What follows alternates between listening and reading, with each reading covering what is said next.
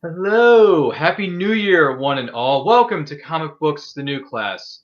This is the show where we introduce new readers to comics. It's a new year, new season with new topics and special guests along the way. But before we get into that, we have this for you. Happy New Year. I hate those comic books. They never get the eyes right. Iron Man, that's kind of catchy. It's got a nice ring to it. Spider-Man? Superman. Superman.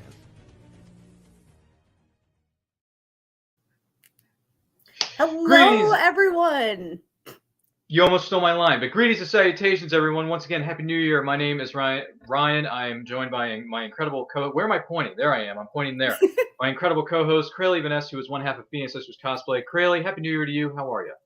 I'm doing great. Great. Yeah, I actually got some reading done this week. That's what it's all about, right? It truly is. It truly is. I'm glad some of us did our homework. That is very impressive. Don't worry, we'll send you a gold, not gold, but a sheet full of stickers that maybe have some gold stars on them in the mail. I don't know.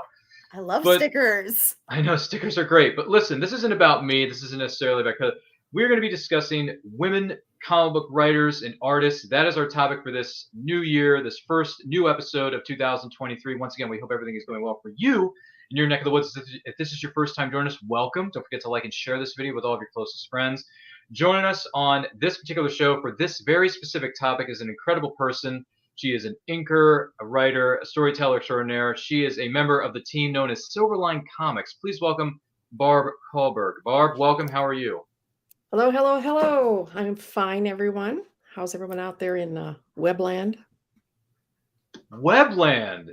That's a new one. I have not heard that. See, this is 2023. New things are happening. New words are being developed in the everyday lexicon or the vernacular. It's great. It's spectacular. See, there are too many I adjectives. just made that up right now, so. Great. I love it. I'm sure Roland and company are going to be very impressed once they get a chance to watch this particular episode of Comics the New Class. If you have any questions for Barb as we go throughout the course of this episode, whether you're watching this live or on the replay, let us know in the comments, let us know in the chat. Our producer is going to be monitoring it as we go throughout the course of this very program. But in the meantime, we're going to give you the opportunity to get to know our guest just a little bit more. We're going to break the ice a little bit. Yeah.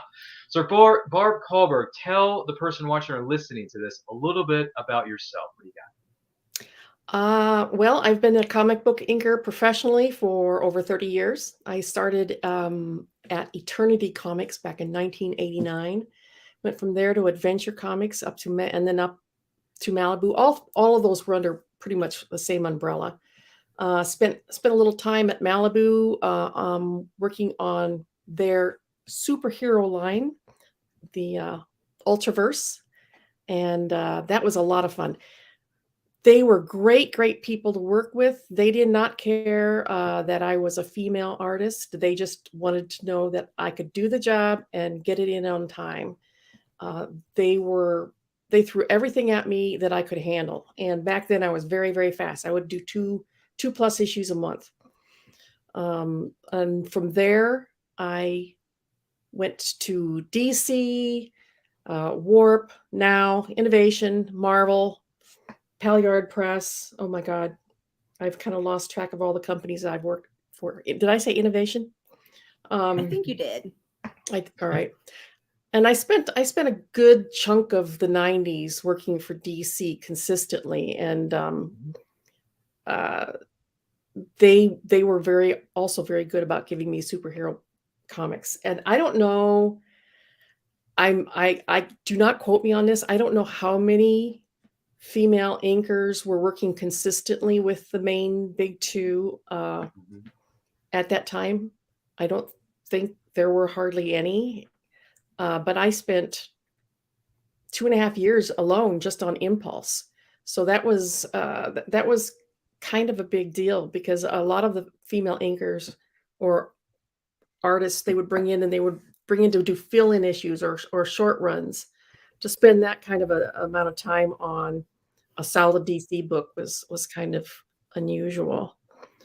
From there, the industry kind of fell apart around 2000 and it imploded. My editors at DC were let go. and they brought in all this new stable of talent and new editors and stuff. And I got kind of went by the wayside. So I backed off for a while, and I just kept my hand in a little bit here, a little bit there, and went back to, along with a lot of my peers, went out into the Muggle world and got a real job. I spent it as the next 20 years as a corporate accountant, which is kind of a right brain, left brain thing. But I still kept my little pinky toe in comics. I would do stuff from time to time. And then around 2019, Roland came along from SilverLine Comics. Well, it wasn't SilverLine at that time. Roland came along and wanted to restart his well-known book from the 90s, Cat and Mouse. So he got a hold of Dean Zachary, another old penciler of mine from the Malibu days, and we got together and we kickstarted Cat and Mouse, which was very successful. And along the way, we said, why don't we just start up SilverLine again? And Roland's like, well, I've done this twice before, and it took everything out of me. I can't do this again. My wife won't let me do this again, especially not by myself. I can't do it by myself. If we start SilverLine up again, I'm going to have help. So the people who are coming on board have got to step up and offer more than just their comic book talents. He goes, Barb, do you have any other talents besides, inking comic books? I said, well, I've just spent 20 years as a corporate accountant. And he goes, fine, you're our CFO. It's a very valuable skill. Yeah. So money. Yeah. I've been the CFO for SilverLine since 2019. And we've got like 20 some Kickstarters under our belt now. And we're going strong. Goodness gracious, that is a plethora. Jefe, you know what the yeah. plethora is? Sorry, that's a line from a 80s film that not many people may have seen. It's called Three Amigos, in case no one's noticed. But anyhow. Martin Short, Steve Martin. Hey! Who was the third one? Chevy Chase. Chevy Chase. You remember. There you go. See, well, I'm like I'm an ultimate nerd girl, so. Yeah, I'm in awe of how much you've done. I'm glad you touched on, artist projects need CFOs. They need the finances taken care of. They need all that behind the scenes stuff. It's a team. Well, you would be surprised at how many people say, "Oh, I'm just going to do a Kickstarter and I'll just do the artwork and put it out there, and this is how much I need to cover my costs as an artist." Whoa! Hang on there. What about shipping and handling? What about packaging? What about little things like the tape that you're going to need to buy to wrap up the packaging? How about your stretch goals? Please don't do T-shirts unless you have unless you're running like a $50,000 campaign, because those suckers are expensive and they're going to add to the weight of your package. And it just goes on and on and on and on. The little things that can eat away at your profit margin that most people don't think of. Yeah, we were talking a teensy bit in the backstage area too about the taxes of it all later. You need somebody who knows how to record things as you go, because figuring it out later, oh no, where are my receipts? Oh no, what did I spend? Oh no, what was my income? I am constantly after a nightmare. All right, I see this came out of the checking account. Where's the receipt? Oh, I'll go look for it. I'm constantly, I'm on them all the time. Receipt. Receipts, guys. Goodness gracious, that's a lot of money to keep track of. The nice thing about this era that we live in now is they're based out of Florida and I'm in Wisconsin. Oh. Yeah, so I'm not nowhere close to them, but we can do everything by scanning stuff into the computer, doing online. QuickBooks is online, so BJ can be on the QuickBooks from in Florida, and I can get on from here. It can be all done from wherever you are these days. Just scan in those receipts and send them to me. I don't need to have them physically. Right. So it's easy. That is amazing stuff. Once again, we're talking with Barb Kaalberg of SilverLine Comics on this episode of Comic Books: The New Class. Don't forget to like and share this video with all of your closest friends. If you have any questions for Barb, let us know in the comments. Let us know in the chat. Someone's already poked their head in the door. They're like, He's pulling a Clint Eastwood. John Pica says, "Howdy." Yeah. Howdy. Howdy, partner. Yeah, John B. Pica, back in the Cereal Box, or should we say Cereal Box Network. Hello. Good to see you, buddy. Hope everything's well in your neck of the woods. I heard you've been under the weather lately, Johnny. Hope you're feeling better soon there, pal. Excuse me. With that being said, before we jump into something we did talk about a little bit backstage, I'm just curious. Do you know of any other female inkers or writers that you like reading from, Barb? Any names stand out to you? Amy Chu, definitely. Also, Madeline Holly Rosing, she does Boston Metaphysical. Oh. Anything that Jill Thompson does, I'll collect. She's brilliant. Louise Simonson, I adore her. She's a rock star.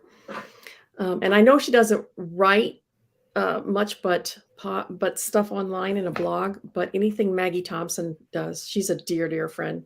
Also a Wisconsinite. Wisconsin. So, yeah, Wisconsin. Sorry, I'm not very good with the accent. I apologize. Well, I'm not originally from Wisconsin, so I'm from Iowa. I visit Wisconsin all the time. Iowa, nice. Yeah, so there are certain things like a city name. I say it with like the Wisconsinite like pronunciation. But I don't have a Wisconsin accent because I don't live there. It's just that I visit. My Phoenix sister Kelly lives not that far away from Milwaukee, so which apparently is how you say it when you're from close to there, is you just drop that L right out of there, Milwaukee. Yeah, well, there's also Dubuque, which is on the border of Iowa and Wisconsin, and I've heard people say Dubuque. Dubuque. Because that's the way it's spelled. It's a French spelling. Okay. Dubuque. What? or Des Moines, Iowa. Desmonez. Desmonez. I've heard that one. Wow. This is interesting. I'm learning all kinds of things. I'm serious. By the way, you mentioned you said you were originally from Iowa, Barb. Is that what you Yes, I'm a farm girl. Wow. Actually. So does anyone ever bring up, when you mention that to people, whether it's in conversation or maybe you're talking to one of your friends, your loved ones, or something like that, do they ever say, "Is this heaven?" No, it's Iowa. It's Iowa. Does anyone ever bring up the Kevin Costner line to you? Oh yeah. All the time. Because that is one of the greatest movies of all time. Let's face facts. Yeah, and Field of Dreams is one of the top 10. The Field of Dreams is on our way back to see relatives, so we pass it. I've been there several times. Yeah. Really? Oh yeah, it's right outside of Dubuque. Wow. You know, one of these days I need to stop by that field and see if I can see Shoeless Joe Jackson playing some baseball. It's gotten really commercialized. Yeah. I mean, I was there right after, when it was still just the little diamond and the regular house. They didn't have fences put up. Now they have a whole nother, they had to build a regulation size diamond for the professional baseball to come in there and play there. So they have the original diamond. Then right next to it, they have a regulation size diamond. So that's kind of took some of the charm away. But they still grow corn. It also took, if you build it, they will come to the next level. You didn't even have to build it regulation. You just had to build it. Yep. And there's corn around it that they meticulously take care of. And that is the best cared for corn in the entire state of Iowa. That's where they go out and water, like individually water every one of those. I don't know. That's saying something. It's magnificent corn. I know Iowa is one of the big corn states. I'm from Indiana. I'm from another corn state. So, you know. Yep. I was raised You know a thing or two because you've seen a corn on the cob or two. Yeah. Yes. I've seen a cornfield. Yeah. No, I haven't, because I haven't been out west yet. I haven't visited any of these. One of these days I hope to visit the Field of Dreams. That is on my bucket list, with all due respect. I got to see the Field of Dreams. I just have to. Where you live at? I'm all the way out in Maryland. I'm on the I'm far East Coast. I want to get out to the East Coast. We were going to do that right before COVID hit, and that went down the tubes. But I haven't been in the upper northeast, like Maine, Connecticut, Delaware. I want to get up in there. I've been to New York State. Say hi to us in Maryland. We'd love to have you at a show, because we got Baltimore Comic Con every year. That would be cool. Which is one of the biggest ones on the East Coast, if I'm not mistaken, here in Baltimore. So, you know, I'm pretty you're more than sure welcome to come here. You and your SilverLine crew can have a booth all you want. Oh, cool. I'll let them know. Get what's his face? Get Roland up here. I'd like to see his face too. It's like, hey, Roland, I've only seen you on internet television, man. I finally see you in person. You're real, right? Make mine SilverLine. Exactly. I just want to walk down the aisle 700 or wherever they're, because all aisles have numbers now. So it's like every time I walk down, I want to hear Roland say, "Make mine SilverLine, guys. Come on over here." Yeah. Comic book. The first time I ever met Roland, he had a mullet. And he had that mullet for years. Really? Oh yeah, he had a massive mullet. Business up front, party in the back. That's right. Yeah, That's you can right. still find pictures of him online with the mullet because that was Are they his there? Malibu years. I need to see this because Roland, I've only seen you with the this just regular cut, man. I need to see what happened with the mullet years. He's gonna have to resist the temptation to go look it up now. Wait till the end of the episode, Ryan. Yeah. No, I will. I believe in you. I You can do it. I can. No. I'm not gonna look it up now. This is for later on in the week or later. I know you're just joshing me back there. I know. Just stop being silly. But once again, we're trying to talk. We're doing our absolute best to talk about women comic creators, and just like a SilverLine show, we had an arrangement, we had a plan, and then 2 minutes into the plan, we scrapped the plan, forget about the plan, and now we're doing nothing. I can sum up this show for you with one word: nothing. Free fall. It's in free fall. Thank you, Barb. I was wondering what word I was supposed to use in the next sentence. And she just I'm brought it to free. me.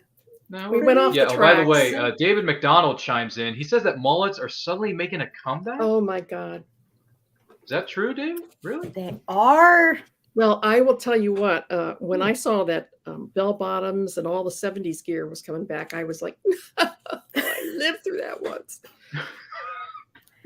I was a teenager in those years, with the huge bell bottoms with the 3-inch zippers, because they were hip hugger bell bottoms, and I had a leather headband. I had hair down to my waist. I had the big thick watch bands, the leather watch bands. Yeah, I went through a phase. I was a preteen in the early aughts, and I went through a phase where it was peasant tops and bell bottoms every day. And both of my parents were just like, if you get made fun of, you will never. We have sympathy, but you will never, ever catch me in a macrame top. That's just, I'd rather shoot myself first. Wow. Now we're starting to get graphic. For a while had some sort of awkwardly placed elastic in the sleeve, a tiny little slit right here, and like flowered embroidery around it. Just for like all of 8th grade for me. Well, see, I was in high school when all that was going on because it was like not the time for it. It was the 90s. Everybody was wearing grunge, and I was just like, no, I'm a flower child. The flower child. See, I graduated high school in 1977. So that's dating me right there. Wow, the year that Star Wars came out? Woo! Yes, that was a huge deal. I saw that in the theater, and it blew my mind. I'd never seen anything like it in my life. In fact, the entire theater was sitting there, and the first shot where the ship comes out, flying overhead, and we're all like, like this, because it broke all of our conceptions about what movies could be like. I mean, it was just so far advanced of anything we had ever seen before. I mean, you look at it now and it's cheesy and stuff like that, but back then it was groundbreaking. It was absolutely mind-blowing. All of it. They did a great job with it. And now I've seen every single one since, and I love The Mandalorian, by the way. Did you see the trailer that dropped yesterday for yes, I season did. 3? I'm watching it right after this. I wanted to wait till my husband and I were in the same place at the same time so we could watch it together. Like, in the trailer, this isn't giving anything away, but like they're going to go back to Mandalore. He's going to rebuild the Mandalorian army. He's like, we're Mandalorians, but who are we? What do we stand for? What is it we're about? I'm like, dude, you're assembling an army. That is boss. Give me more Mandalore armor all day. I love those outfits. I want to. By the way, with. Yeah, and Grogu's there. He's kicking tail, taking names with itty-bitty little fingers. He's like, hey, man, do the magic hand thing. Do the magic hand thing. Like Grief Karga said in season 1. Grogu into a Mandalorian. This is the way. Yeah, they dropped that line like 3 times in that trailer. Which I don't care because I love it anyway. It's one of the best lines ever uttered in pop culture history because you can refer to that in any way. That sentence can be used in any form. That and I have spoken. Yeah, that too from season 1. That's right. That's right, from season 1. Yeah, that's very true. with Star Wars, it's funny you mentioned the fashions and the accessories that were used back in the 70s. There's this little indie film that turned, well, there's two of them actually. One of them turns 40 this year, which is Return of the Jedi. Sorry, Barb. And then door number 3 is Dazed and Confused, which takes place in the 1970s. That movie turns 30 this year. And that movie is in the 70s. So when you mention bell bottoms and people were wearing shirts and people wearing the watches, like all that stuff is featured in that movie. I'm like, I know exactly what you're talking about because I've watched that movie a dozen I have times. no problem with my age. I'll freely admit. It's just a number. Next month I turn 64. Wow. So wow. I mean, I decided to embark on a completely new journey when I turned 60. I mean, I had been an inker for over 30 years at that point. Started in 1989. And I said to myself, if I'm ever going to push the envelope, I better get off my ass and do it. I still have lots of energy. I'm go, go, go. I'm retired. I retired at 60 from being a corporate accountant. I got a brand new iPad. And see, there's a whole story behind that too. I'd always done work physically on real paper, real inks, the whole works. And when I hit 60, I developed a very slight tremor in my hand. It was very slight. I mean, people wouldn't even notice it, but I noticed it. And I am such a perfectionist with my artwork that I couldn't accept it. So I had been a snob all these years, it's like, oh, it's not art unless it's physical art. This digital trend, it's not really art. Well, you change your mind real damn fast when that's going to be saving your career. So I got myself an iPad and I taught myself digital inking. And the thing is, I ink on an iPad exactly the way I inked with a brush, the same motions, everything. Sure. And it's just, it's digital instead of on physical. So here I was, I'm digitally inking. I had a story in my head that I wanted to tell. It was based on my brother's cancer. And along the way, I decided I wanted to write this story. I'd never written. I mean, I've written literary stories for years. I mean, I've written fanfic for, 40 some years, but I've never scripted a comic book. And I wanted to color. Now, I didn't color the first issue of Divinity, but I took over the coloring as of issue number 2. So since I turned 60, I learned digital inking, digital coloring, and writing. So you're never too old to learn. I was going to say, it's never too late to learn new skills. And Kelly Kettner chimes in, who's the other half of Phoenix Sisters Cosplay, a.k.a. Craylee's obsessive-compulsive sister, who says, this is the way, which is very true. Kelly. It is the way. It truly is. I'm telling you. I actually have a baseball jersey, and I can always show this to you in the green room here for those of you who are maybe wondering. It says it's from Box Lunch, which is a store that sells pop culture memorabilia, which includes Star Wars, right? And it's a baseball jersey, and it says Bounty Hunters on the front, and then on the side there's a patch with the Mandalorian helmet that says "This is the way." Oh, yeah. Cool! I gotta get one of those. You should get one of those because on the back of it it says "Be Fett number 5." Be Fett number 5. Be Fett, Boba Fett, baby. Yeah. That's right. I'm on Team Fett, even though I prefer to be on Team Mando. But whatever, that's beside the point. Sorry, I prefer Mandalorian to the Book of Boba Fett because the Book of Boba Fett was a good show, but it's nowhere near as good as Mandalorian. I agree. That's how I felt was too. really good show, just not. It had its moments, but if I'm going to choose between this or the other, I'm going to choose Mandalorian all day, every day. Every time. Characters, it's new settings, new environments. There's still common threads, but for the most part, it's this character looking into the camera and saying, I am my own character. I don't need to be connected to a Skywalker. I don't need to be connected to a Palpatine to make sense, right? It's perfect. By the way, Mandalorian, if you're watching this, a.k.a. Pedro Pascal, we love you, buddy. Yes. Sorry, I love his voice. I think he's great as the character. I think he's rock. Look at what this guy's doing. He's on The Last of Us right now on HBO Max. And then he's going to be on Mandalorian in March. I mean, this guy is making a killing this year. Oh yeah, he's everywhere. He's not hard on the eyes. I can definitely handle that. I got to be honest though, when I look at The Last of Us, I wouldn't necessarily think of casting him. He wouldn't have been my first choice to play that role, in my opinion. But then again, it's an adaptation. TV shows are different from video games. Video games are different from movies, right?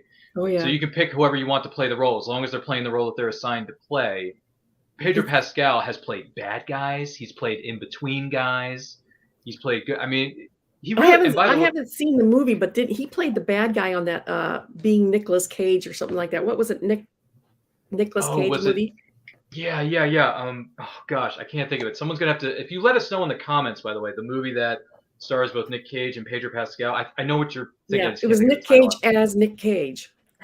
Yeah, it's like a meta version of himself. Yeah. I just can't remember who he played. Gosh darn it. But he was also the antagonist in The Equalizer 2 with Denzel Washington. Pedro Pascal was. And I'm like, this guy is a beast. He's a beast. Anyway, what were we talking about again? Oh, yeah. Women comic writers. I'm sorry. On this episode of Comic Books The New Class, which, by the way, if this is your first time joining us and you're wondering what the heck are we doing?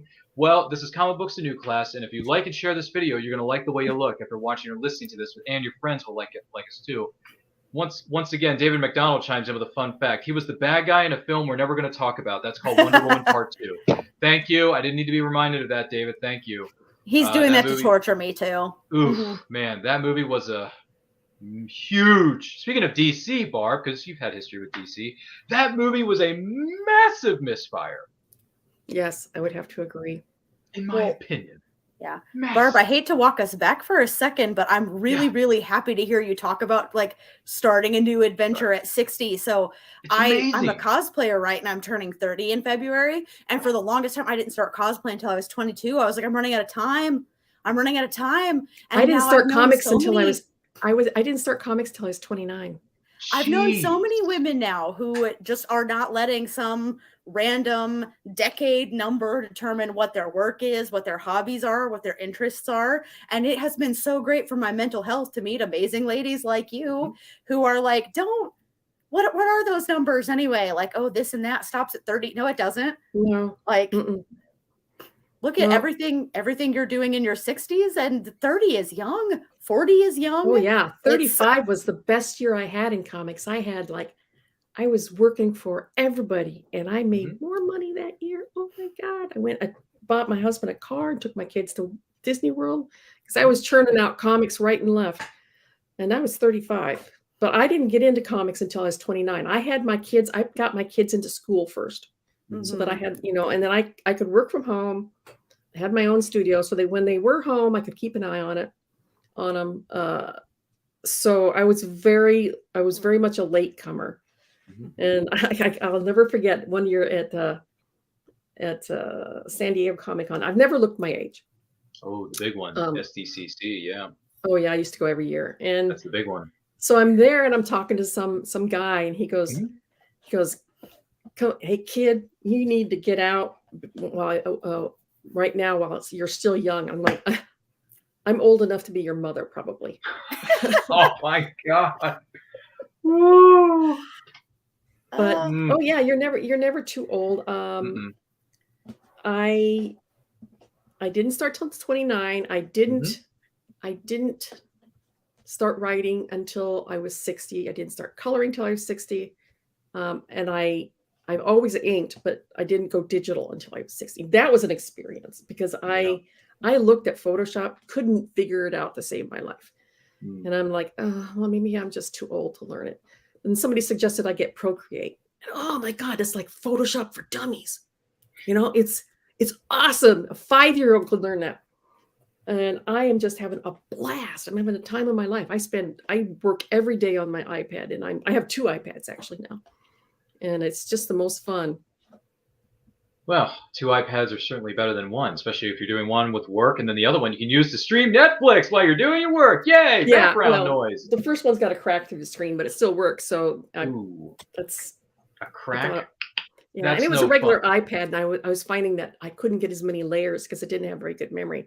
So when I got a crack in the screen, I used it. Honey, I'm going to have to get a new iPad now. But yes, it still works, but. So I got an iPad Pro with lots more memory, so I could get many more layers on my Procreate. Oh, well, that's amazing stuff. And congratulations on that, by the way. That's one of us. Like Kelly Gettner chimes in. She says, "Doesn't the one named Nick Cage just play Nick Cage in every single one of his movies anyway?" Question mark. Yeah. For the most part, yeah. But he's made some good ones. He's made a few good ones. I like think in the the- 90s, early 2000s was Yeah. when he was fine, and then after 2004 and 2006's National Treasures 1 and 2, he just kind of like went off the deep end. Yeah, I like The Rock. That one Yeah, was well, that good. was in the 90s. That's what I'm saying. Like in the Yeah. 90s and the early 2000s, I think, respectively, Barb. I think that's when he was really good, and then after that, he just kind of went cuckoo for Cocoa Puffs. Yeah, I agree. If he And wanted to play Superman, you're kidding at one me. point, he was. It's also not always an actor's fault when they're playing the same role over and over again, because when Clint Eastwood got cast in True Grit, one of the things he said was, I was so excited to get to play somebody other than Clint Eastwood, Hmm. because those were Mhm. the parts that people wanted him in. Like, I don't know if Nick Cage has been like typecast as Nick Cage or not, but sometimes it's not the actor's fault when that happens. It really That's Well, true. Nick's been doing it long enough to the point where either he has a really bad agent or he needs a new one. Or door number 3 is he just likes taking on roles. He doesn't care what it is. He'll take it for $5. He'll take it for $5 million. It doesn't matter how much money he's getting paid. Plus, I've heard over the years, Barb, that Nick has had a lot of financial issues. So that's why he takes all these jobs, is because he's trying to pay off his debts. He's a real comic book nerd too. I mean, He God is. bless him. God bless him. He's a comic book nerd. I like that about him. I mean, there's more comic book nerds amongst TV and movie stars than you would think. That's a fair point. I know we're going to talk a little bit more about this as we get towards the end here, but I will mention this. There was an interview that I think was Kaylee who conducted this. She interviewed an actor by the name of Noah Wyle on last year's Multiverse Oh, yeah. fundraiser. I This like Noah guy Wyle. has played almost hundreds of characters, but when he was during his panel, and you can watch this on the Phoenix Sisters Cosplay YouTube channel, am I right, Crayle? Yes, that's where it He was for a showed while. a boatload of props that he takes from every single one of the sets that he's on and puts them in his house. So if you want to talk nerdum, Noah Wile's got a prop from every single project he's worked on since 1993 in ER. I mean, this guy is a nut when it comes to collecting nerdy stuff. I mean, this guy goes from doing ER to Falling Skies, from Falling Falling Skies to Skies. I Librarian. loved Falling Skies. That was a great movie. Well, Or it was show. it was a TV TV series. show. It was a on great TV show. TNT. It was on Mhm. TNT. But you're right, Barb. You're absolutely right. Yeah, So I yeah, love you want that. to talk nerdum? I didn't know Noah Wyle was that big of a nerd. Oh, there's a I lot didn't that are running either. around. That interview made me like him as a person and not just I wanted to hang out an with him. actor. After I that felt- interview, Barb, I was like running home. I was like rushing to my internet, and I was like, "What's his address? I want to hang out with him. I just want to like grab something to eat and like talk Noah Wile's head off." Mark Hamill's huge nerd, and he would He go is. to San Diego Comic-Con in disguise, like a cosplayer, Yes. to hide his face, and he'd just wander around on the floor, the main floor, buying shit and things like that, and nobody knew they were standing next to Luke Skywalker. Slash the Joker. Yeah, Mhm. Norman Reedus does the same thing. One of my favorite costumes that he Really? revealed he was in later was a giant Gumby costume, because after The Walking Dead, I mean, he had problems before that, but after The Walking Dead, while he was filming it, he could not be left alone enough to get his shopping done Yes. at conventions. And so there's photos later that he posted. He's like, "So remember Gumby at this con? That was me." Yeah, there's more of those guys walking around than you'd think, because that's the only way they could go out and enjoy the shopping floor. It's just to dress up. You never know who you're standing next to if they're in total costume. You never know if you're standing next to just a regular old fan or a superstar. So This is amazing. We've heard some wonderful stories about certain celebrities dressing up at SDCC. And Kelly Gentner goes on to say, also aside from Nick Cage, she also says, there was no Wonder Woman Part 2. We just don't acknowledge that film. You're absolutely right, Kelly. We don't acknowledge it either. I'm just saying. Well, here's something for you, Barb. And once again, we are talking with Barb Kaalberg of SilverLine Comics on this episode of Complex and New Class. Don't forget to like and share this video with all of your closest friends. If you have any questions for her, any thoughts, let us know in the comments, let us know in the chat. But my question for you, Barb, is if there's a woman out there who's aspiring to become an inker or a comic book writer or artist, what advice would you give them? well, as far as the art is concerned, the biggest thing that you can do, the two biggest things that you can do, is learn to draw from real life first before you try to draw comics. Because if you learn to draw from comics to do comics, what you're doing is you're making a Xerox of a Xerox. You're learning caricaturization, and you're not learning how real muscles work. So learn how real muscles work, how real life works. Draw everything around you. Draw animals, draw buildings, draw plants, draw people. Then caricaturize them into comics. You'll be much more successful. And the other one is the age-old thing that every artist says is practice, practice, practice. But there's a reason that they say that, because it's true. The first time I went out to San Diego Comic-Con in 1988, I was trying to get a job as an inker. I knew what I wanted to do. I knew I wanted to be an inker, so I took everything. I took everything, including the kitchen sink, which is exactly what you're not supposed to do. I had this huge portfolio, and I probably had things that I did in high school. I don't know, but and I just got shredded. I did, and I deserved it. I got the worst critiques in the entire world, but I went to this seminar given by Dick Giordano, and I just took notes like I was at the LSATs. It was just. Yeah. I wrote everything down that he said, and then I went home and I just practiced for a solid year. I just made lines, just lines. I made straight lines. I made circles. And I worked with a brush. Oh, brush. I've always worked with a brush, and I worked for a solid years just perfecting my control. I had perfect control of that instrument, and then I rounded up some samples and went out the next year and got a job. But you see, I did it every single day. I practiced. And by the time I went next time, first of all, I knew what kind of portfolio I should be presenting the next time I went out. But I had a hell of a lot more control. And I got a job right away. I started doing Planet of the Apes. I did 11 issues of it. Ooh, Planet of the Apes. Man. Solid film.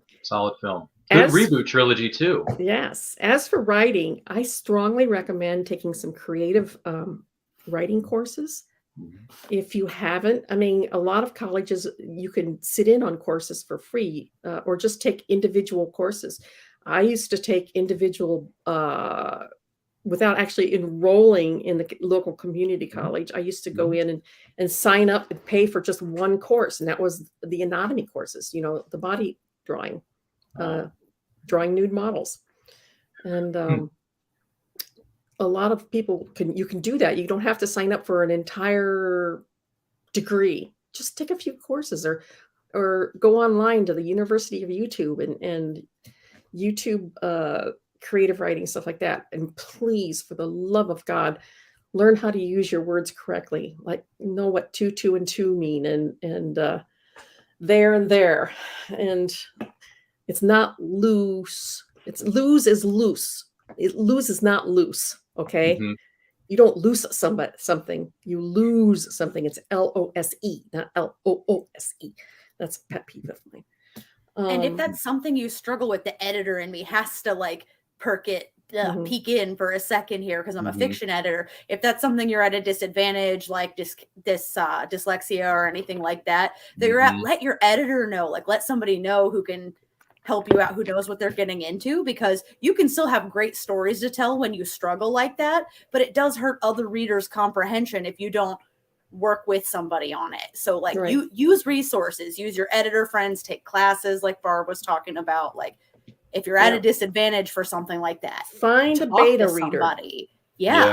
Find a beta reader to go.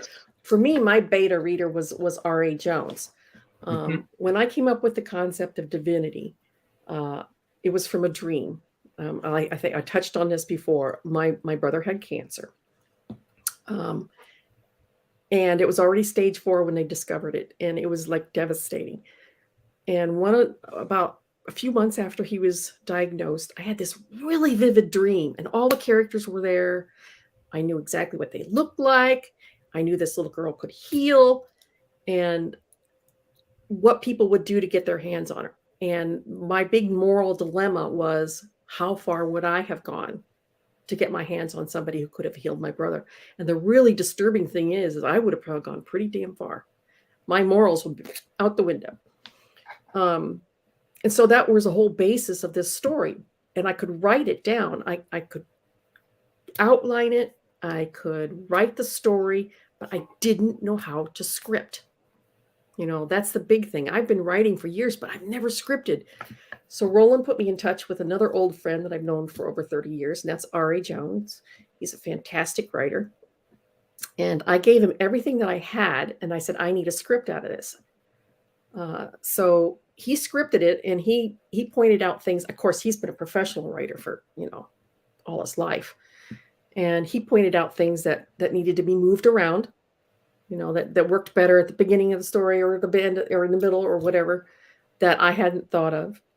And so he did the script, and then he sent it back, and then I scribbled all over it. Then I sent it back to him, and he scribbled all over it, and then he sent it back to me. And it went back and forth like 3 or 4 times until we had hammered out something that we were both happy with. And that's a collaboration.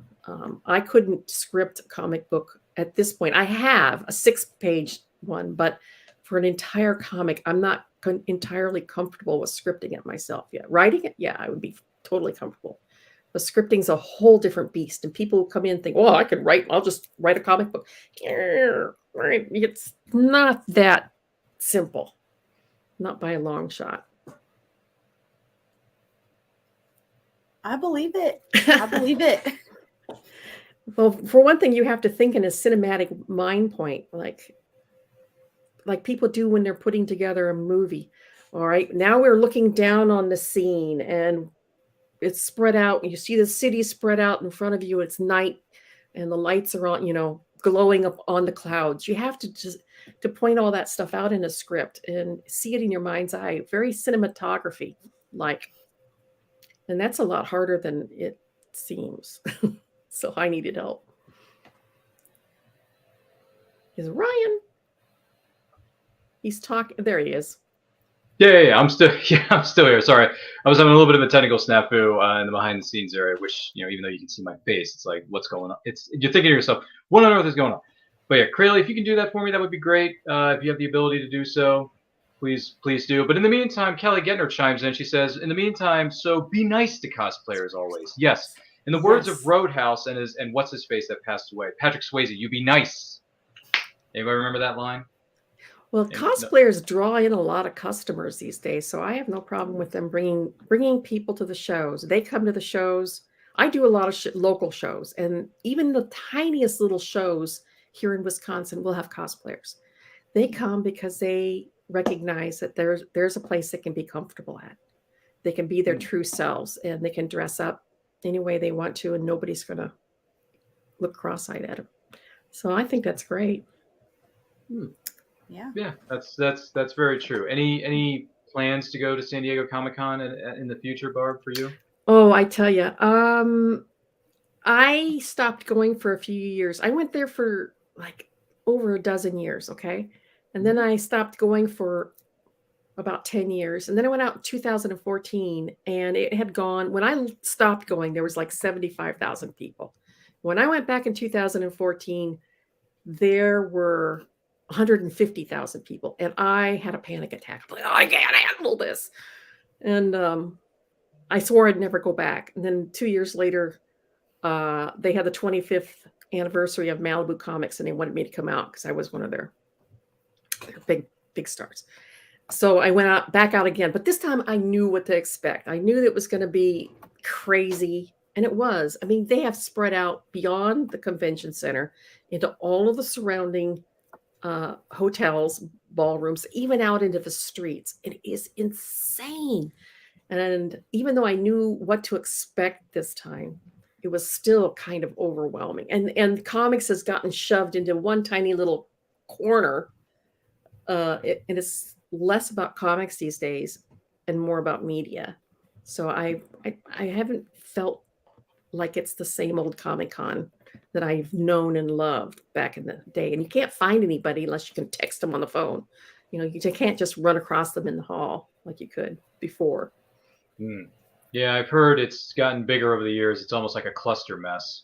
Yes, in a way, because you can't really find anything. It's like a mosh pit. It's like 30 different rock bands decided to go on tour in this one city, this one place, and they say that San Diego Comic-Con is too big for San Diego now. They got to put it in another city or another area where there are more hotels, more space for vendors, more space for the guests, and more space for hotels, for Pete's sake. And it's gotten so expensive. You go out there in a bottle, and then they know it. They know all this 150,000 people are coming in, and the restaurants and hotels and stuff like that around the convention center can ask what they want, and they're going to get it. So they ask like $5 for a bottle of water, $3 for a banana. It's insane. And I mean, a lot of conventions are less centered around, like Comic-Cons even are less centered around comics than they used to. So make sure if there's a comic creator you really want to meet who's there, make sure you go talk to them. They're going to have shorter lines. Some of them are wondering, like, is my work still relevant anymore? Because I've talked to a few comic artists now who are like, like really big names. I can picture his face perfectly and like cannot remember his name. I'm terrible at remembering names. But West Coast Avengers was like one of his really big things that he was one of the artists on. And I remember we talked to him and he was like, yeah, comic book artists don't get talked to as much anymore. Everybody's in line to go meet somebody who is in a movie. Mm-hmm. And so if you want to have like a longer conversation with a celebrity you're really into, go hit up the comic artist. Bob Hall, Kelly just commented it. Right, I knew the first name was Bob. I could not remember his last name.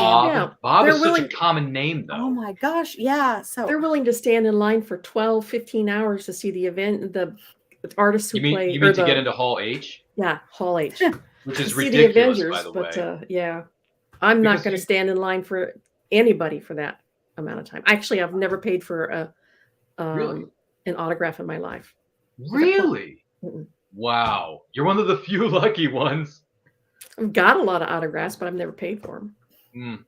I wish I had that kind of lifestyle. I could just walk up to celebs at these cons that I go to every year, be like, "Yo, what's up, Dave? What's up, Roger? Can I get an autograph real quick?" "Yeah, sure, man. Let me sign that for you. I'll sign that Diva. Yeah, no problem."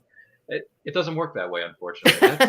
That's the whole bummer of it all, really. I mean, but I will say this: certain cons that are smaller, more intimate, not as big as some of the bigger fish in the sea, they do offer free selfies with the autograph, so you don't have to pay like an extra piece of money. You know what I mean? Yeah. Mm-hmm. So you pay like $40 for the autograph, but then it automatically comes with a free selfie. I'm like, yes, that is how business should be run. I've never charged for an autograph either, and I never will.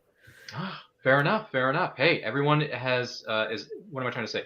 That is up to everyone's choices, up to their purview. What am I trying to say? Kelly says, such a delightful gentleman and so talented and incredible was Bob Hall. Is that who she's referring to? That's who she's referring to. So we got to interview him at the same time. I was like standing to the other side and we talked to him for a while. We talked to him every day. And talking about draw from real life before you draw from comics, like, not that we don't trust Barb, because we do. She's a superstar. Look, you heard all of her experience. And if you didn't, you're coming in now. This is Comic Books, the new class, where new people, older viewers, like, there's a place for you here too to share your experience with the new viewers. Bob Hall, one of the things he mentioned was he had a female model who was a bodybuilder, and how he got like a little bit of pushback and attitude from some people for having a really muscular woman. But like, if you're going to draw women who are super strong, why would you not have real life models who are women with some muscle on them? My beautiful art too. My daughter-in-law is a award-winning bodybuilder. Really? And my son works out with her too. He hasn't won any awards, but trust me, he's plenty stacked. And he's 6'4". So if I need, any examples, I just grab my family members. But it's so easy to just Google shit anymore, And I have, there's all kinds of apps that there's ones just called hands. You can pose a hand however you want. Really? And I love it. I wasn't aware of this. But with the internet, everything's at your fingertips. Oh, let's see. I need a Colt 44. That's what it looks like. Okay. Do a screenshot of it, pull it up next to whatever I'm drawing at. And it's so much easier than it used to be when I had reams and reams and reams of books that were photo reference. Now you just pull it up on the other iPad. When I was going to sketch, I used to check out when I was in school before I had regular access to the internet. I would check out illustrated encyclopedias to get my references for stuff. Oh boy. I would go to the grocery store and buy bodybuilding magazines. Oh my gosh. And I'm sure that they were going, what is she doing? Really? Barb Kaalberg bought those things? Oh yeah. Playboy. Oh boy. Boy, that could take another turn, which we're to get us back to divinity. We're not going to swerve left. We're going to keep going to the right side of the fence here. But by the way, real quick, Crayle, were you able to get that, or you need me to pull up something? Because I have an image here of something similar to that. Yeah, I'm putting my image in here right now. Neither of us can get our screen share to work right now. That's what we were trying to figure out. Yeah, I was going to say it's being fidgety, but a moment ago. So this Yes, is go ahead. what the Kickstarter here looks like, and I'm going to put Yes. the links in the comments. It's in the video description too, but just to keep it right Mhm. now as you're watching, I'm going to go ahead and post that as a comment from us in the comment section here. That is, yeah, tell us about your current, tell us everything. Tell us everything about your Roland and current Roland and Kickstarter. I have got a Kickstarter. Make mine SilverLine, Roland. His is Gotta love it. Trump's. Mhm. And for those of you watching, no, it's not about the ex-president. No. It's about card games. He has taken a deck of cards and turned it into superheroes. So there's obviously four different clans of superheroes: the hearts, the clubs, the diamonds, and the spades. But only one set can be, there could be only one. And I understood that reference. I've watched Highlander during the lockdown, and I absolutely loved it, Barb, so much so that I bought it on Blu-ray. I told you I was a nerd. There can only be one who is Trump's. And so it's always a battle to see who wins. And it's got a lot of intrigue and backstabbing, betrayal, and politics Game of going Thrones. on. Yeah, basically. And then there's my book, Divinity, which we've discussed. She's a young 11-year-old girl who can heal. She discovers that she has this amazing healing ability, and her parents are mysteriously killed. Why? Yes, because somebody figured out that she had this healing ability. What they didn't realize was that she had a much older brother, half brother, who's 13 years older than her, and he's in his second tour as a Marine. His name is Zach. And he has to come home. He gets a hardship discharge. He always wanted to be in the Marines for the rest of his life. So he's very bitter about having to come home and take care of a little girl he barely knows. Last time he was really spending time with her, she was 5. Wow. So all of a sudden he's thrust into the role of parent against his will. And he gets suspicious that something is going on. And sure enough, at the end of issue number 1, they have a big confrontation with a bunch of military dudes breaking into the house and trying to kidnap Vinny. Her nickname is Vinny. He discovers her healing ability and they have to go on the run. So basically we have the fugitive meets Firestarter. If Firestarter is a little girl who can heal instead of start fires. So it's basically a road show. They're on the run from this overarching evil cabal. And as they go along on their road, they fall into other adventures along the way. My goodness. And you had my curiosity, but now you had my attention. Yes, and they have as they're going along. It's not just about the evil versus good and the healing. It's also about learning how to become a family, because they're very dysfunctional at first. And along the way, they pick up one of his old Marine buddies, Olivia Barnes, and they become 3 people on the run from an evil cabal, falling in and out of adventures along the way, and trying to figure out this whole family business while trying to raise an 11-year-old girl who's seriously, Zach would rather go back to the military and be in the line of fire than try to deal with an 11-year-old girl. You're not the boss of me. You know, he's out of his element. He's a fish out of water. Let's put it that way. I don't know if you have kids. I have grown children, and I remember those years. An 11-year-old girl, she's halfway between being a little girl and a woman, and half the time she's got the child mentality, and half the time she's got a grown up mentality, and it can flip like a switch any minute. You never know what to expect. One minute they're all adult, the next minute is I hate you, and they're volatile. I have read Divinity. I think I read 1 and 2, I believe. I can't remember if I read 1 in this. For this Kickstarter, this is issue number, is it issue 3. number 4? 3. So it is a trilogy. All right, got it. Right. So Well, I think I've read actually, 1 there's 4 of them there's to 4. wrap up the first subplot, and then we'll move on to the next subplot. Oh, okay, because that was going to be my next question. But yeah, I've read Divinities 1 and 2. Really like it. I'm digging it. It's a little bit different than some of the other stories I've read from other indie writers and publishers, which I like. I like uniqueness, right? Something stands out a little bit. I like it. Kid and her brother, her family's on the run. People are trying to kidnap her, use her abilities for their own intentions. whether they're evil, Dr. Evil, or not so evil, whatever. Maybe it's in between. I The don't know, brother. $1 million. Yeah, 2 billion. Yeah, exactly. $1 billion. I'm just sorry, I can't help it. Grew up in the 90s, Barb. I don't know if you noticed this, but yeah, some of us here are 90s kids. Nothing wrong with that, because 90s are great. And they just dropped a trailer earlier today for the 30th anniversary spectacular for Power Rangers on Netflix. So, Oh boy. yeah, I'm excited, Barb. I'm excited. Very excited. I am, you know what I'm excited about? I'm excited that the Ninja Turtles are back in a big way. Yes. Because when my son was 4 years old, 4 and 5 years old, that was like so huge back then. And I was bringing shit home from every single convention. I was bringing home artwork from the original creators and stuff like that. Yeah. And he was drawing little Ninja Turtles, and I still have those. And I must have bought every toy known to man.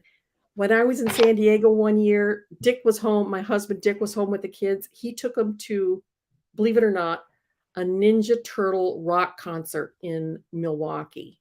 Oh my god. They were on tour singing. I'm like, oh, fine. I'm glad it's you, not me. But the funny thing is, now, here a few months ago, he calls me. He goes, Mom, you wouldn't happen to have any of my old Ninja Turtle stuff, would you? Because Grayson, it's my 4-year-old grandson, is all of a sudden into Ninja Turtles. And I said, I have everything that you ever. It's in huge tubs in storage. I kept everything. So, needless to say, Grayson loves to come to Nana and Papa's house. And the funny thing is, it's all come back around again. I mean, it never really totally went away, but it has resurged, it's this huge resurgence here lately. Yeah, so for certain, all these properties are having a resurgence, whether it's in the comics or other forms of media. For example, The Last Ronin came out from Teenage Mutant Ninja Turtles, and that was phenomenal. Oh yeah, gorgeous artwork. Phenomenal. And I believe they're continuing something related to The Last Ronin, if I'm not mistaken. I think there's a part 2 coming at some point or another, if I'm not mistaken. And by the way, Kelly Gettner says, Grandma to the rescue. You better. I'm the coolest grandma on the block, I'll tell you that. I believe it. Wow, Kelly Gettner's curious, Alice in Wonderland. But with that being said, yeah, Power Rangers got rebooted through Boom Comics with their storyline, and I by the way, I don't know how to pronounce this individual's name. I don't know whether it's Ryan Perot or Ryan Parrott, because it's spelled P-A-R-O-O-T. I think it's Perot. But it sounds like Perot, like Inspector Perot. Yeah, probably. I'm not sure, but I met him one time. He signed a bunch of my Power Ranger trade paperbacks. So, thanks, Ryan. 2 Ryans make it right. Ha ha ha. So, and Power Rangers has a documentary coming out in April. So, all these properties, whether in the 80s or 90s, are making a huge comeback. Huge comeback. Last Ronin, I bought the hardcover. It's fan-flippin-tastic. If I see Kevin Eastman at a Comic-Con, you can bet your bottom dollar I'm going to have him sign my Color Classics Volume 1. And, of course, I'm going to have him autograph The Last Ronin, because that was boss. So one of our network owner, Johnny, who popped in at the beginning, that's one of his favorites. I think he said, wasn't that his favorite comic book storyline of last year? It was, I think, yeah. Wasn't it like his number 1? It was either his number 1 or number 2. It was very high up there. It was very high up there. He loved it. Thundercats too. Thundercats. Thundercats. I loved Thundercats as a kid. That was how our mom got us to clean our room. Was you can't watch Thundercats if your room isn't clean. Really? I had to make a Thundercat birthday cake for my son. Is that right? How did that go, by the way? Did the cake turn out okay? Oh yeah, it turned out wonderful. You'd think that a comic book artist did it or something. Well, I mean, I probably should have figured it would have turned out great, because you're a wonderful artist, completely. But I'm just saying, birthday cakes are a little bit of a different animal, so you're not really sure. But then again, I might be wrong, because what do I know about artwork? I'm not an artist. I'm just a simple man trying to make his way in the universe. Ever been as far away as Coruscant? Once or twice. Recently? Possibly. Anyway, that's neither here nor there, and that movie is horrible. Prequel trilogy. I'm looking at you. Bad. Especially 2 and 3. I can watch episode 1 because it's got Darth Maul and Duel of the Fates at the very end with 2 Jedi versus 1 Sith. Fantastic. I can watch any of the Star Wars movies as long as you don't throw Jar Jar Binks in there. Please, please, please, please, no. See, that's the thing. I can tune him out and still enjoy episode 1, The Phantom Menace. Oh, Jar Jar was wow. Can't tune him stand out and Jar still Jar enjoy Binks. the He movie. was so annoying. He was, What's but I can funny still is- enjoy it. It was like fingernails on a chalkboard annoying. It was. But I can still enjoy episode 1 more so than I can enjoy episodes 2 and 3 because those are bad with a capital B. I like episodes 2 and 3. Listen. I'm in a minority, I know, but there are some people who would say the prequel trilogy didn't necessarily live up to certain hypes that the original trilogy did. Oh no, No. there's no way it lived up to that mean, there's hype no of the way. original.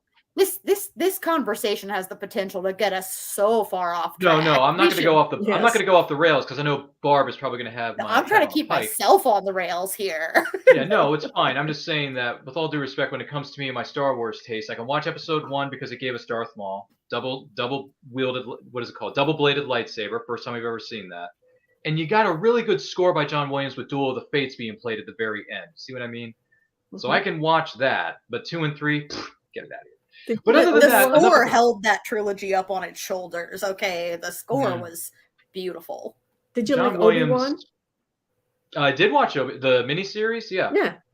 I thought it was okay. I thought it was all right. I didn't think we necessarily needed it, to be perfectly honest, because they end up right in the same space that they started at. But it had its Well, moments, and I did like you Little know- Leia. I think Little Leia was great. Yeah, she Little was Leia great. was That woman, that So little great. girl, that little itty bitty little girl, she stole the show. She did. She very much did. But Disney has the same mindset as comic books do. If something's successful, then we're just going to run it into the ground with 40 different type versions of it, which is wondering- basically what the big two do.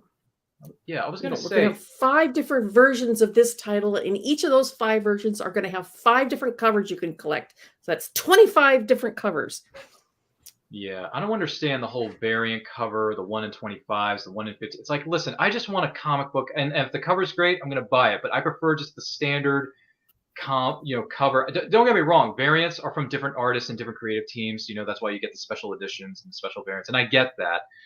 But as far as I'm concerned, if I'm going to read a comic book, I want to read the comic book because I like the storyline and I like the cover. But that doesn't necessarily mean I need the variant or the gold issue one or the gold plated one. You know what I mean? Mhm. Like, I'm just cool getting the regular book, if you know what I mean. I'm just saying. By the way, Kelly Gettner has a statement for you, Barb. Kelly says, "Come on, Barb, we need more Batman." more I mean, Batman. DC is kind of a big deal, so if you're going to need more Show us Batman, his you're gonna need- origin story again. That's sarcasm.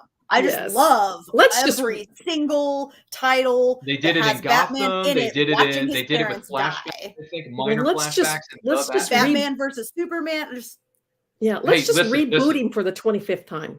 I will say this though: the way they retold the origin story of Batman in Batman v Superman, I think was, and there's no dialogue. It's just music and imagery. It's so was- well done. It was pretty. It's just for a movie that already had so much going on. I'm sitting here going, Why am I watching Bruce's Martha parents Wayne's getting pearls murdered again. fall to the floor again? And Why? can we make these movies just a little bit darker in shade so that we can't see it at all? I think they call that Instagram filtering. Oh my god! Maybe it's just because I'm old and my eyes aren't as good as they used to be. That's not it. That's Hey, not I'm it. 35 years 2020 old, and my vision. eyes I are getting can't worse every see. day, Barb. They make them so dark nowadays. You're squinting and going, "What's happening on screen?" What's I can't Batman see." carrying in his pocket? Yeah, and somebody told me that one of the reasons they do that is to Yeah. save on CGI expenses, because the darker they make it, the less detail they have to throw in. Oh, well, that But, like, makes. I would Makes sense. rather have the scene overall be simpler, like not need the CGI, like work the storytelling around not needing that Yeah. CGI and simplify something and be able to see what's going on. What's the point of having a massive set and 150 actors in a shot talking about you, Game of Thrones, and me sitting here going, I see torches. Yes, and having a 25-watt bulb. Oh, No. 20 watt. Sorry, I got a little bit thrown off there by that. But even so, as far as we've had 2 things be what am I trying to say? 2 statements were made, if I may. Let's see. David McDonald. I don't know who that could be. DC movies are trying to recreate the worst battle in Game of Thrones. Oh my gosh, they're trying to recreate the worst battle in Game of Thrones. I tell you what, all kidding aside, we have 2 pieces of information relating to Batman, because we just heard from director Matt Reeves, who directed the most recent one, right? The Batman. He said that a constant problem with Batman sequels is that Batman becomes a supporting character, not the lead in his sequels. 2 examples. Batman Returns. He was a supporting character, wasn't the main character. Door number 2, The Dark Knight, with Heath Ledger as the Joker. By the way, rest in peace, Heath Ledger. He was more of a supporting character in The Dark Knight, and Matt Reeves says, we're going to correct this. We're going to make sure that Batman / Bruce Wayne is the central character in his sequel when The Batman Part 2 comes out later. I don't think it's this year. I think it's like 2024, 2025. Because, you know, Peter Safran and James Gunn are running the show now, so now you got to go through them and figure out what the creative juices are going to be flowing and what's going to work and what's not. And the second piece of information, I don't know, Barb, if you saw this trailer that dropped a few days ago, the new TV series is going to be debuting. I think it's in March. It's called Gotham Knights. It sucks so bad. And they brought Misha Collins over from the Supernatural set, and he's supposed to be Harvey Dent. Yes, I mean, for one thing, he's way too old to play Harvey Dent. He's no longer good looking. Harvey Dent's supposed to be this really dashing, gorgeous, like Aaron Eckhart. Yeah, beautiful face on one side, and then, you know, of course, the Two-Face on. And he's not good looking anymore. He may have been 15 years ago when he started Supernatural, but now he's just kind of like, ew. And yeah, and the whole concept looks like you know, Batman meets Riverdale. It's horrible. The whole thing, the whole concept is horrible. Well, we know how Barb feels about that teaser trailer that dropped a few days ago. Crayle, any thoughts? I haven't seen that trailer yet, but the whole making everything into like a Riverdale feel is really starting to be tired. I liked the gritty, dark Riverdale because they let you know what you were in for. And then I started watching The Chilling Adventures of Sabrina that got that same treatment, thinking, oh, I hate this. This is so bad. Why can't I stop watching it? Until eventually it sort of like grew into itself, in my opinion. Where it wasn't trying to be dark just to be dark. It was dark because of like the world building they had done. But like everything being like teenagers are also super into sex and evil. And it's like, it's like either show teenagers being teenagers or just make the characters adults. Pick one. Yeah, I'm fine with either one. Yeah, let's at least age them up into their early 20s. You know, it would be more interesting than it's constant teenagers. And the CW itself is trying to rebrand itself for an older, more mature audience. Now that Nexstar, is it Nexstar the bottom out? They're trying to age their audience up. And so what the hell are they doing with another teenager show? Wasn't it Discovery that bottom? Age their audience up. Like they should. Well, I feel like the audience is already a little older. They need to age. Well, I mean, the show's up. They need to age their shows up. Was it Discovery that bought out Warner Brothers? Discovery, the network? Wasn't this, or was it Nexstar? Warner Brothers? Yeah, something like that. Yeah, I thought it was Discovery, but maybe I'm wrong. Someone correct me in the chat because I've heard that news. I read about it a little bit, but maybe I didn't dig deep enough. But I will say this. I may be in the minority here, Barb, but I am going to sit down and I am going to watch the pilot of Gotham Knights. I am a little curious. I will be honest. I am a little curious. Even though I pretty much know it's probably going to land flat on its face. But I'm going to watch it, see what happens. If anything transpires, I'll get back to you. But with that being said, Crayle, when you watch this trailer, by the way, in any iteration of the comics, Barb, in DC, as far as your DC knowledge goes, did the Joker ever had any kids? Like actual biological children? Did Joker and Harley Quinn get their freak on and they had a kid? Well, you know, I mean, Harley Quinn's lesbian for one thing. But I didn't know that being said, I think she's bisexual. Sorry, Harley. Because she has a thing with Poison Ivy. That's true. Well, that's true. That being said, she also said it had something with Joker, and it's possible, but that would have been because in this iteration of Gotham Knights, the Joker's daughter murders Batman. Is it Dula Dent? They didn't say who the character name was. All I know is that in the trailer, the woman is yelling and she's laughing, and Harvey Dent confronts her and says, "You killed Batman. Why did you do that? Like, why? What was your motive? What was your main motive?" And I'm like, well, it's the Joker's daughter. Does the Joker really need any like the Joker has been cuckoo for Cocoa Puffs since day one. Okay. I don't think that DC ever went into the Joker's sex life, but you know, I couldn't. Okay, I wasn't sure because the main antagonist is the Joker's daughter, and I'm like, Joker has a daughter? What?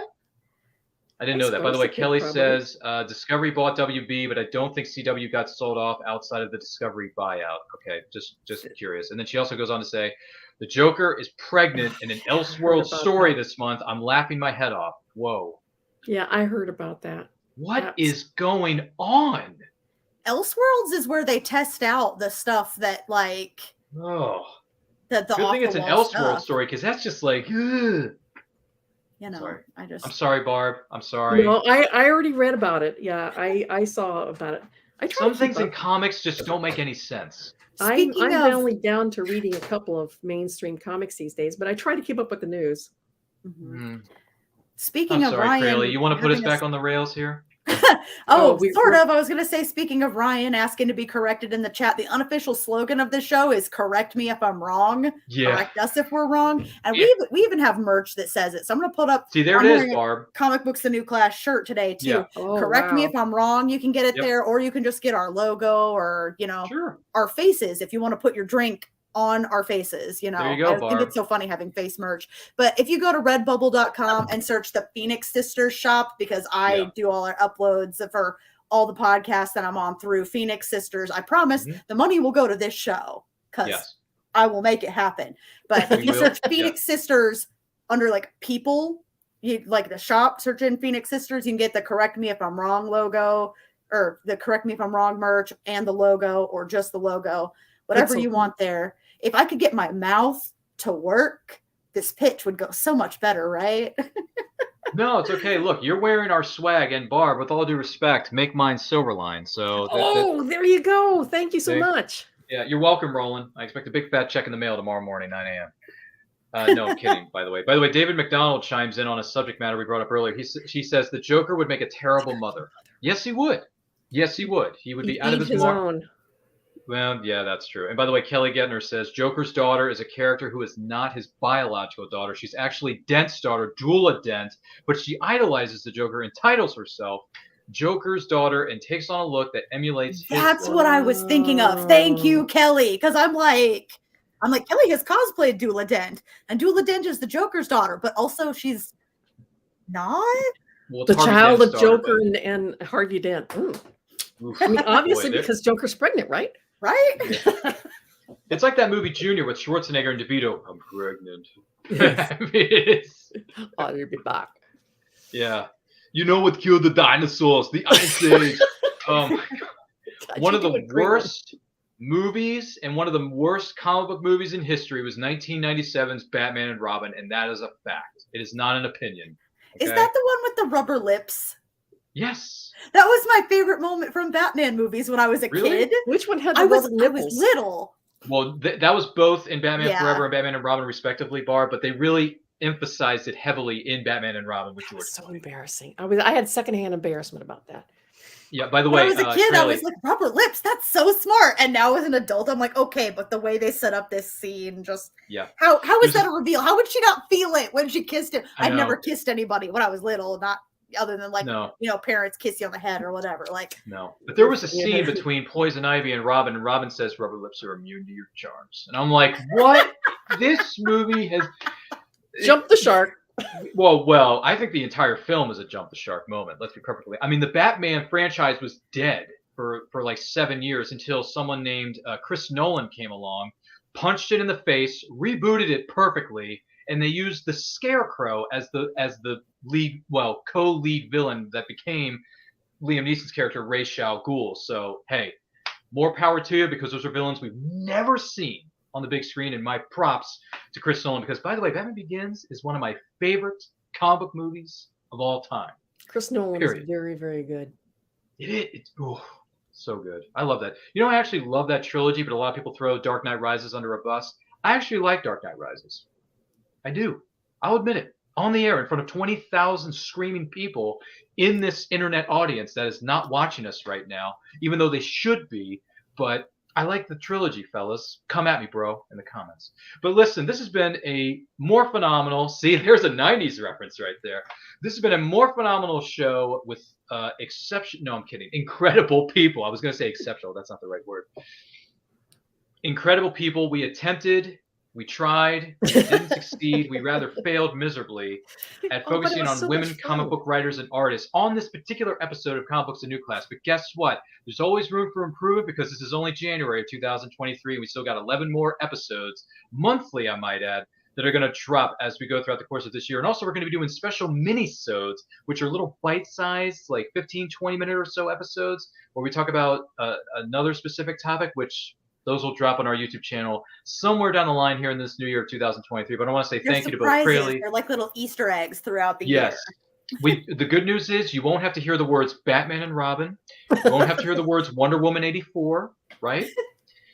And you won't have to hear about rubber lips are immune to your charms ever again. So that's the beauty of those minis. Silver lining. As much as I love DC, they have made some big mistakes in their past. DC has made some very big faux pas. But you know what they say, there's always room for improvement, right? So that's right. No pressure, right, Peter Safran and James Gunn? You better do that right, man. You're going to reboot this universe. You better do it correctly. But anyway, that's neither here nor there. Listen, this has been wonderful. But Barb Kaalberg of SilverLine Comics, thank you so much for putting up with my nonsense, my horrible comments, my terrible excuse for a commentary on DC movies, or lack thereof. And Crayle, thank you for driving the bus more so than I did, because I'm not very good at driving the bus. You should revoke my license fees. But Barb, where can the person watching or listening to this follow you online and everything that you have coming up with SilverLine Comics and Divinity? You can find me everywhere because I am the only Barb Kaalberg on the internet. So find me on Facebook, Twitter, Instagram. There's like 11 other sites. TikTok. And follow my link tree in any of those to find my page with all of my social media connections and my biography and my bibliography, which has got like over 200 books. My goodness gracious. That is a plethora. Jefe. Plethora. It really is. It really is. Thank you so much, Barb, for being here. We do greatly appreciate it. Crayle Vanest, my co-host, the person who was really driving the bus because I had no idea what I was doing. You started strong. I just took over at a certain point. Yeah. We not only jumped the tracks, we fell off the trestle. Yeah, I'm sure Roland and his friends and his co-workers and his neighbors over there at SilverLine Comics are going to love watching this episode on the replay. They're going to say, it looks like a SilverLine show. Yeah, they're probably going to say, hey, they copied our format. They shouldn't be on the air anymore. We got to cancel them. No, you can't cancel us because we're not a part of the SilverLine Network, Roland. We're not a part of the SilverLine Network, bro. But even so, Crayle, my lovely co-host, I wish you the best in this new year. Where can the person watching or listening to this follow you on social media and everything that you have coming up? Because I do believe we have a big event coming up very soon, don't we? Well, if you're looking for Pokemon art, that's my other business. If you're looking for awesome cosplay stuff, especially like one somewhat big build every month, that's my web store. But you can get all of my stuff through the Phoenix Sisters Linktree. So it's linktree.com/Phoenix SIS cosplay, Phoenix Sis cosplay, short for Phoenix Sisters cosplay. But really, you're going to see Ryan and I a bunch this weekend at the Multiverse fundraiser. We have an ad that lays everything out so much more clearly than I could. But I'm going to be hosting panels on indie comic creators and indie authors. And I'll be interviewing Joyce DeWitt of TV fame. So I don't want to. I'm so excited. It's for a great cause. Sorry, I got a theme song in my head now. It's for a really great cause. So the John Ritter Foundation for Aortic Health. I hope I'm pronouncing aortic correctly. Health, yeah. So the problem is aortic dissection. The dissection, I'm very bad at saying that term, gets misdiagnosed really frequently as a heart attack or other problems. So it's really, really, really important that we bring attention to that. And Amy Yazbek, the founder of the foundation, has been working with us really actively. All the donations go directly to the foundation. We don't touch or handle them. So I mean, again, we're going to play an ad in a second, but it's so important to me. It's so important to the guests that we're going to have on the show. It's a really great cause. So it's free to attend, but if you donate, we'll have all kinds of information about how to donate. It's for a great cause. Yeah, it really is. It really is. And once again, no one wants to know what I'm doing or who I am, but I'm going to tell you who I am anyway and give you the E True Hollywood story because I'm sure Barb's going to want to look this up later. No, she's not. But you can follow me. I'm just making jokes. You can follow me on Twitter and Instagram at RyanRPM5. Follow me at It's Nerd Culture. All our at Nerd Culture channel on YouTube. We're this close to hitting 1,000 subscribers. We've got great content. We've interviewed several incredible people in the past, including Barb Kaalberg, Roland Mann, a few other nice, maybe not so nice. No, I'm kidding. They're all nice people. Great people from SilverLine and Company and other independent writers and publishers as well been on the show. We also got some great shows lined up for this year at Nerd Culture Channel, so make sure you check us out. All these links where you can follow Barb, Crayle, and myself are located within the description of this video. And as we spoke about earlier, the Multiverse fundraiser is this weekend, January 20th through the 22nd. I'm going to be sitting in the same virtual studio. Get this, Barb. I'm going to be interviewing such names such as Chris Gaucher, who played the Toyman / Winslow Schott in the greatest TV series of all time, well, the greatest superhero TV series of all time, Smallville. That's right, Smallville, baby, Smallville. A lot of people think that. Oh, it's a fact, not an opinion. He was also Mr. Smee in ABC's Once Upon a Time. He was the cafe owner at Cafe Diem in Eureka, which was another Sci-Fi Channel original series. I'm also going to be interviewing someone who designed the Titanic. Unfortunately, it sank. Mr. Andrews, Victor Garber. Victor Garber, ladies and gentlemen. One of the biggest names in entertainment history. Everything. Yeah, Victor Garber's been in literally everything, including DC's Legends of Tomorrow. Did you know that, Barb? Wink, wink. Yeah, DC, baby. Ooh, yeah. And then I'm also going to be hosting a panel about it's called B-List Boosters, talking about lesser known, maybe not as popular comic book characters. We're going to give those men and women some good old-fashioned support because the B-List is just as important as the A-List, y'all. That's what I'm saying. What was that, Barb? Booster Gold. Yeah, Booster Gold got brought up in the first year that we had B-List boosters. Like, it's right there in the name, Booster Gold. I was going to say, I'm not sure if he was mentioned or not, but now you know. The more you know. So with that being said, thank you all for being here and putting up with this madness. I'm sure we're going to get sued by SilverLineComics.com right after the show is done. We don't have enough when money. Roland's lawyer calls my lawyer, and then we're going to have a vicious fight over the telephone. No, we're not going to have that. Yeah, go buy more SilverLine Comics so they can afford to sue our tiny little podcast. Right. Yeah, I'm wearing your shirt for Pete's sake, Roland. Give me a break, pal. But listen, this has been great. We wish you the best in this new year. We got great things lined up, great guests, great topics. And if you have a suggestion for us, by all means, let us know in the comments. Let us know in the chat, whether you're watching this live or on the replay. We love to hear feedback from you. We love to hear what you have to say. And believe me when I tell you, special guests lined up for this year. They're going to be excellent smithers.